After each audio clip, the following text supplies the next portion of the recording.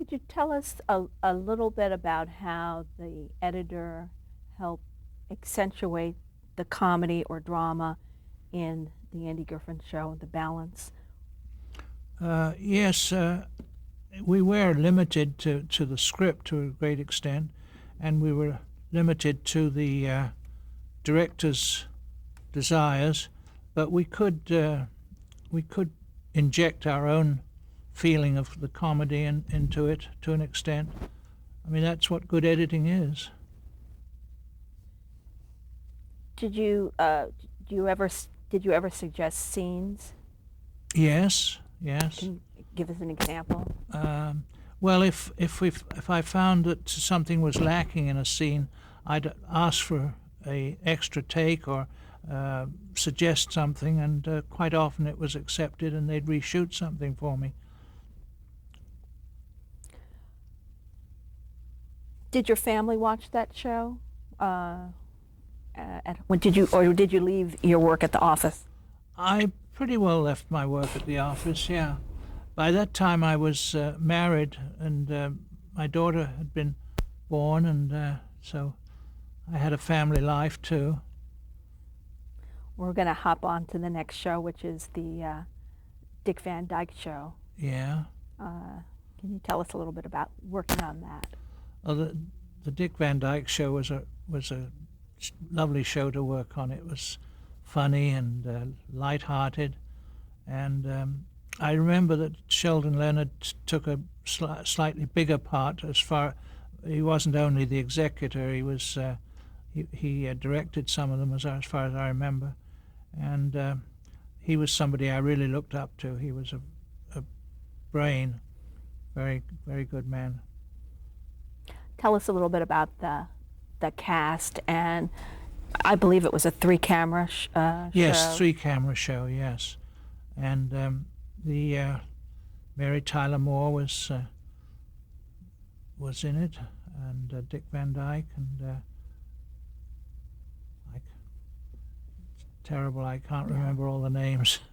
The I know that they have a lot of geography with the sets when the people were coming in and how you would play from one person's line to another. Can you talk a little bit about the Well, timing that you? yeah, well, with three cameras, it was a lot easier in a way because you had the one soundtrack and the three cameras all synced to it, and so you had um, you knew you had a match because in single camera stuff, we quite often were fighting with matches. They didn't have their hands in the right place or something, But with three cameras, they always matched. It was just a matter of picking the right spot. Could you tell us about some of the people you worked with on a day-to-day basis who were in behind the scenes? Yes, well, the one that comes to mind immediately is Carl Reiner, who was one of the main forces of the Dick Van Dyke Show, and um, let's see. What was he like to work with? He was great. He was opinionated, but that's the way it should be. And but he was great. He would listen to your point of view also, and I enjoyed working with him. Any of the other producers or writers you'd like to talk about? The writers we didn't get to mix with very much. I mean, I knew them, but in the commissary, but we didn't delve into the writing. We were writing with film. I always say editing is writing with film, but I can't remember too much about the other the other directors. Um, You were on that show for 4 years or 5 years? Something like Yeah. that. Yeah, That's a long. yeah. Well, we can go then to the Wild Wild West, which is certainly one of your shows that Yes. I enjoyed watching. Is it- Yes, that was a fun show. Um, I loved Ross Martin. He was great. we weren't too enamored with Bob Conrad, but he was difficult to work with. But he did the job, and that was it. Was it the editing process fairly similar for you in terms of schedule? Well, it was single camera, and the schedule wasn't quite as onerous. I mean, I did have more time because there was more than one editor on it. But we each took individual shows, you know. Mm-hmm. But it was a fun show to work on. And the time frame that you said before, you had approximately 3 weeks to work on yes, the final to get cut. it to, from first cut to final cut, yeah. And were they open as well to suggestions from you or your colleague Yes. about changes? Yes, they were. Can you talk about that a little bit? Well, they treated the editor as being an important part of the creative process, I think, and which he is. You know, an editor isn't just a person who puts film together. He's a person that builds a story within the bounds of the script.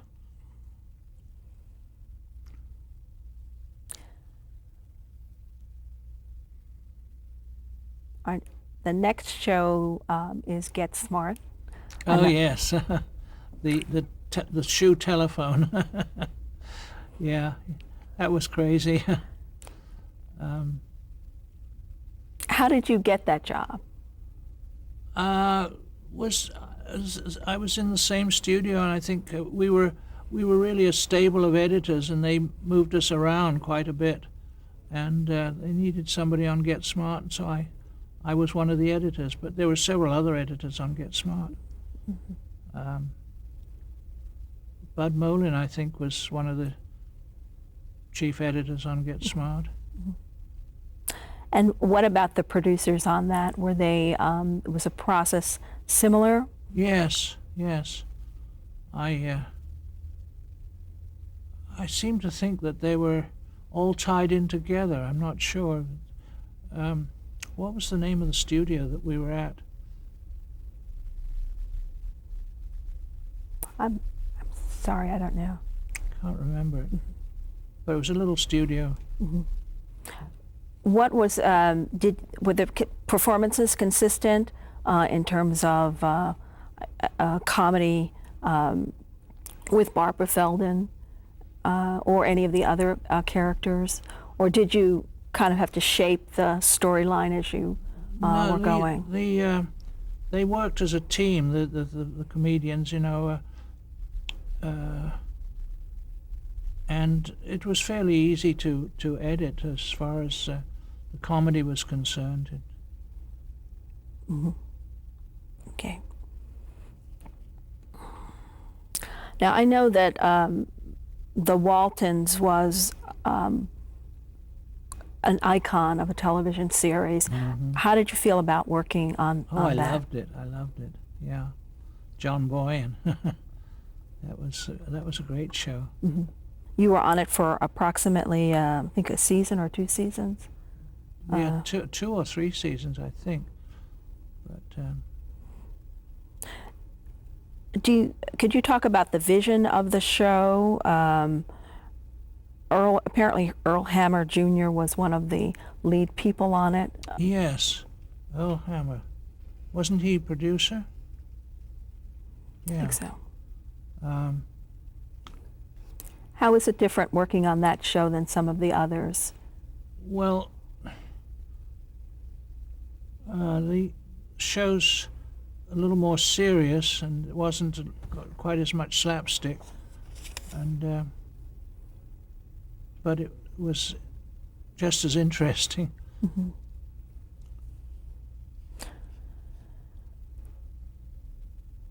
Before you went to the Waltons, you worked at Lorimar, and as both editing and in management. Is that correct? You should talk with us about that. Well, quite honestly, I don't remember the management side of it. Mm-hmm. That may be my mistake. Excuse me.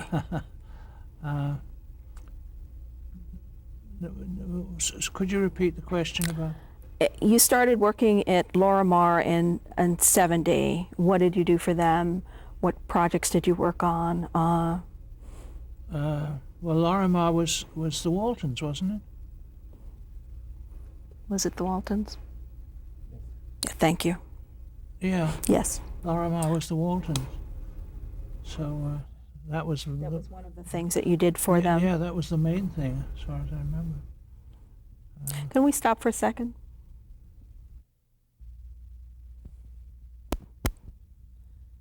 When you worked at Lorimar in 1970,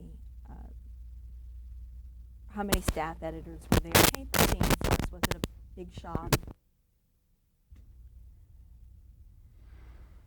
Tell us some of the differences between editing Dick Van Dyke, Andy Griffith, Dick Van Dyke, and Get Smart in terms of what the editor did, what you did, the editor, as well as the interaction from the producers.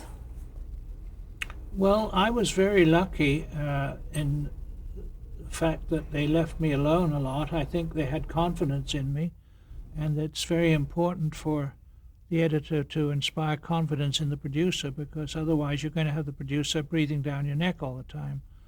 And I didn't have that. I every once in a while I'd have a director come in and sit with me, but on the Andy Griffith show, I worked on my own to a great extent, and the rhythm of the editing was slightly slower on the Andy Griffith show because of Andy's way. You know, Andy was laid back, and then the Dick Van Dyke show was much faster, and the Get Smart show was much faster in the editing and the tempo.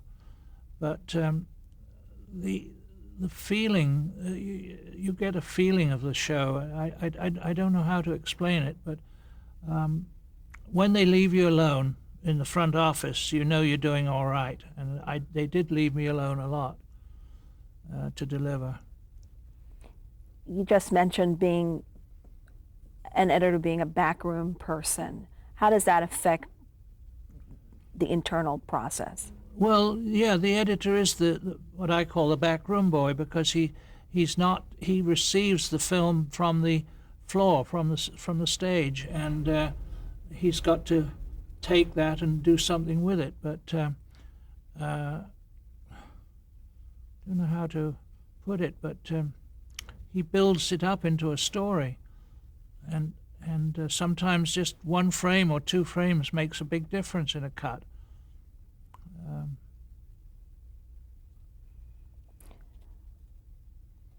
Can you talk about the big staff at, excuse me, Lorimar, and how editors work with each other when they're in a? You mentioned that there was a stable of editors. Yes, there was a stable of editors, and we sometimes we took a sequence in a show if it was difficult or if it was getting late. More than one editor would work on the show, but mostly it was one editor per show, and we'd revolve as every 3 weeks. You know, we'd do it every third show, but I worked very well with the other editors, Gene Fowler and Marge Fowler and Bud Molin. I loved them. Did you ever have a specific director request you? No, I don't think so, because it was really, I mean, let's face it, it was grinding it out. The TV monster was devouring you. You know, you had to produce every week, and I don't think that the directors could specifically ask for any one editor on those shows. Now, on a feature, it was different. I mean, director chooses the editor, or a director and a producer chooses the editor. But I don't want to make it sound like it was unimportant, but the editors, the editors, although they contributed a lot, it didn't really matter who was editing at the time. You know, it all had to come out, and next week it had to be on the screen. You know. Since you grew up in England, when you worked on the Waltons, did the fact that you had an outside experience with that time frame that the Waltons was shown in the Depression, did it help you, or did it matter? Or was it just storytelling? It's just storytelling. I think it's really the whole thing was how to tell the story the best possible way. If it was about the Depression, that would reflect in the cutting, but it didn't affect me personally. And how did you feel about working on a drama after being the king of comedy for so long? Well, I preferred comedy, but working on a drama was all right. I preferred comedy. It was more upbeat.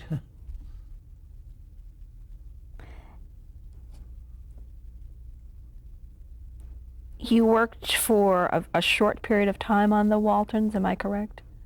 And if why did you end up leaving?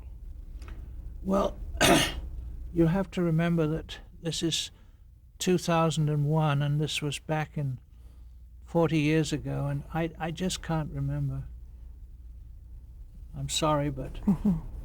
I think it's probably because you went on to do a feature. Was it? From the timeline, it seems to be that. Possibly, I don't know. I know I never got fired off any show, which I'm very proud of. Perhaps you can tell us how you managed that. I'm very proud of it. I guess I did what they wanted in the short period of time. Did you have any assistants that you, in your television years, that you helped go on to editing? No, I don't think I did. I kept my assistants all, as much as possible. I got a good assistant and kept him, you know, but I don't remember the assistants. Well, I remember dear old Ann Coates. She was in England. She reminded me the other day when we were talking. She said, "Do you remember when you upended me and put me in a bin?" And I threw Ann Coates in a bin, it seems.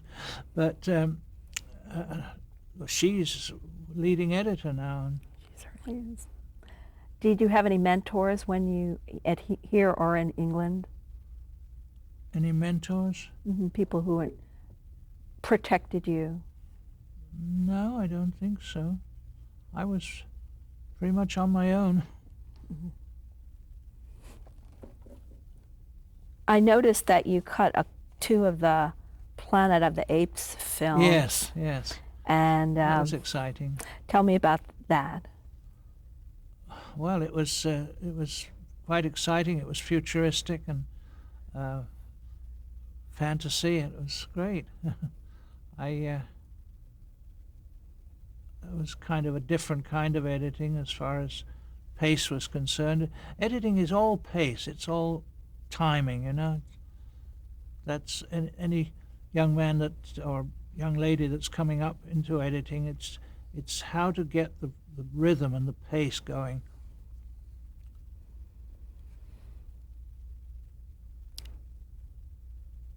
What do you think is your, what are you most proud of in your editing career?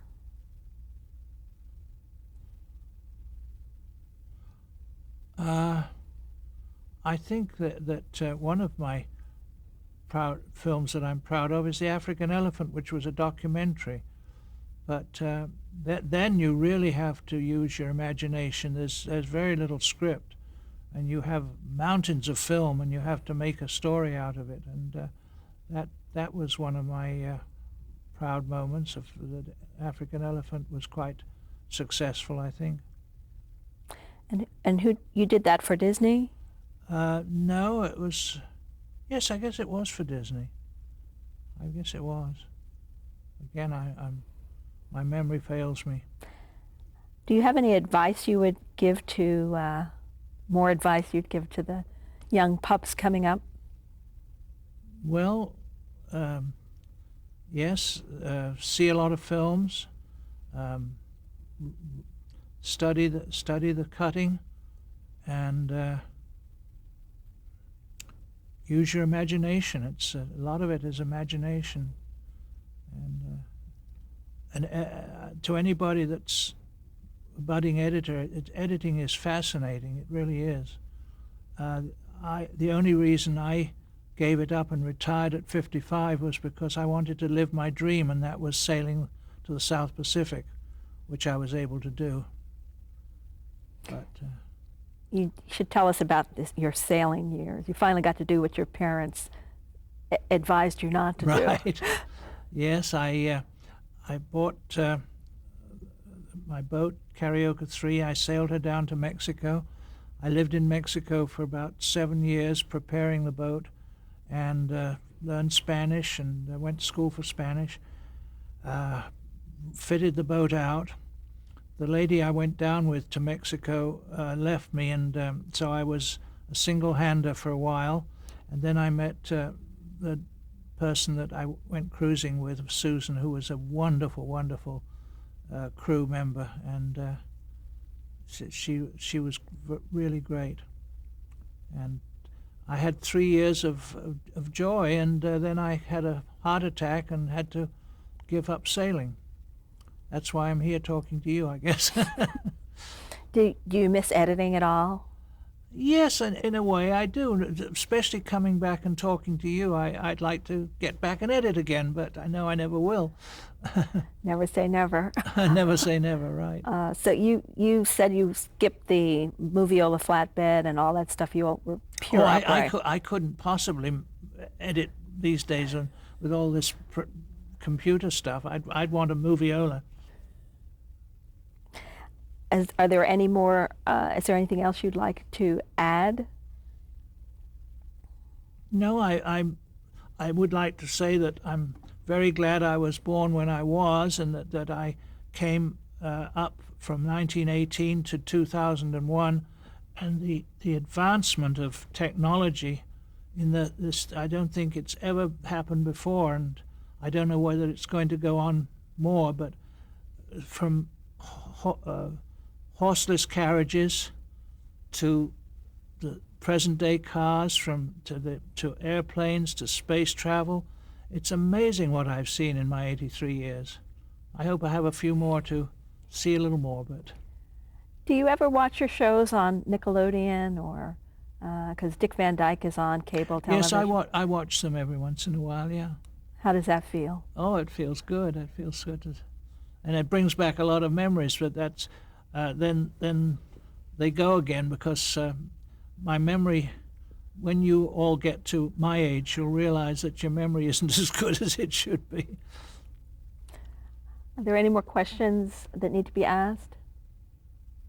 Anyone? No. I hope I haven't failed you too much. No.